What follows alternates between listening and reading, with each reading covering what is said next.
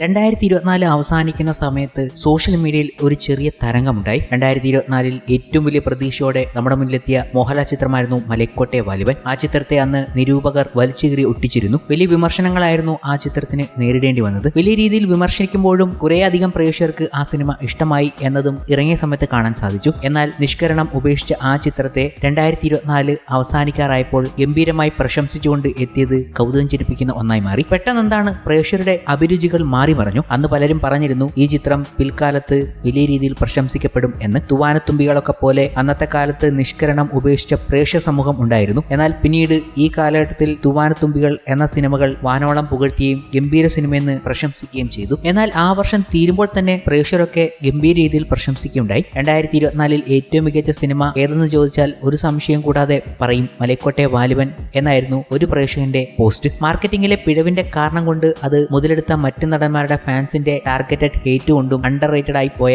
ലിജോ ജോസ് പല്ലിശ്ശേരിയുടെ ഒരു ക്ലാസിക് വർക്കാണ് വാലിബൻ. ഒരു ഷേക്സ്പിയർ ഡ്രാമ കണക്കെ ആയിരുന്നു ആ സിനിമയുടെ കഥ പറച്ചിൽ. അതുകൊണ്ട് തന്നെയാണ് ഇതൊരു ക്ലാസിക് ആണെന്ന് പറയുന്നതിന്റെ പ്രധാന കാരണം. ഫാനിസം കാരണം ഏറ്റവും കൂടുതൽ ബുദ്ധിമുട്ട് അനുഭവിക്കുന്നത് ലാലേട്ടനാണെന്നതിന്റെ ഏറ്റവും വലിയ ഉദാഹരണമാണ് ഈ സിനിമ. ഒരു മലയാള സിനിമയാണ് വാലിബൻ എന്നതിന്റെ പേരിൽ മലയാളികൾ അഭിമാനം കൊള്ളുന്ന സമയം വിദൂരമല്ല. അത്രയും ഫാൻസ് ഇപ്പോൾ തന്നെ സിനിമയ്ക്ക് ആയിട്ടുണ്ട്. ഹേറ്റ് റിവ്യൂസ് കണ്ട് തിയേറ്ററിൽ പോകാതെ OTT വന്നപ്പോൾ കണ്ട് ഫാൻസായ ഒരുപാട് പേരെ ഞാൻ കണ്ടിട്ടുണ്ട്. ഈ വർഷത്തെ ഏറ്റവും മികച്ച പെർഫോമൻസുകളിൽ രംഗനും കൊടുമൻ പോറ്റിയും നജീബും എല്ലാം നിൽക്കുന്നതിനും മുകളിൽ നിൽക്കും ലാലേട്ടന്റെ വാലിബൻ എന്നായിരുന്നു അവസാനം പ്രത്യക്ഷപ്പെട്ട ഒരു പ്രേക്ഷകന്റെ വാക്കുകൾ. ഇതിനെ എതിർത്തുകൊണ്ട് കമന്റുകളിൽ നിരവധി പേർ എത്തുകയും ചെയ്തു. സ്വാഭാവികമാണല്ലോ. അത്രയ്ക്ക് വലിയ ഒരു ചിത്രം തന്നെയാണ് മലൈക്കോട്ടെ വാലിബനിലൂടെ ലിജോ ജോസ് പല്ലിശ്ശേരി എന്ന സംവിധായകൻ തീർത്തുവച്ചത്. മോഹൻലാലും അതിന് ഗംഭീര എഫേർട്ട് എടുത്തിരുന്നു. എന്നാൽ അതിന്റെ പരാജയം വല്ലാതെ രീതിയിൽ ലിജോ ജോസ് പല്ലിശ്ശേരിയെ ബാധിച്ചു എന്ന് അദ്ദേഹം അടുത്തിടെ സംസാരിക്കുകയും ചെയ്തിരുന്നു. മലൈക്കോട്ടെ വാലിബന്റെ പരാജയം സമ്മാനിച്ച നിരാശ മാറാൻ തനിക്ക് 3 ആഴ്ച വേണ്ടി വന്നു എന്നായിരുന്നു ലിജോ ജോസ് പല്ലിശ്ശേരി പറഞ്ഞത്. കുട്ടിക്കാലം മുതൽ സിനിമകളിൽ കണ്ടിട്ടുള്ള ഗംഭീരമായ നിമിഷങ്ങളെ തിരികെ കൊണ്ടുവരാനാണ് മലൈക്കോട്ടെ വാലിബനിലൂടെ ഞാൻ ശ്രമിച്ചത്. ബോളിവുഡ് പടങ്ങളിൽ ബച്ചൻ സാറും തമിഴ് സിനിമയിൽ രജനി സാറും ഒക്കെ സ്ക്രീനിലേക്ക് വരുന്നത് പോലൊരു നിമിഷം. വാലിബന്റെ പരാജയം എന്നെ നിരാശയിലേക്ക് കൊണ്ടെത്തിച്ചു. ആ നിരാശ